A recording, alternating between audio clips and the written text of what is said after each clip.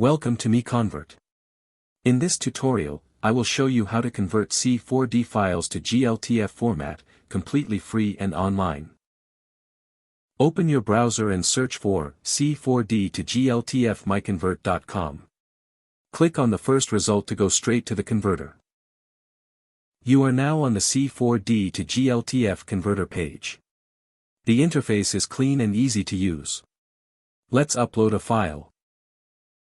Click the Choose File button. A file picker will open. Select the C4D file you want to convert, then click Open. Your file is loaded and ready.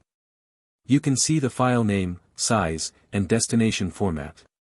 Click Convert now to start the conversion. The conversion is in progress. You can see the progress bar moving. This usually takes just a few seconds. Done. Your file has been successfully converted. Click Download to save the GLTF file to your computer.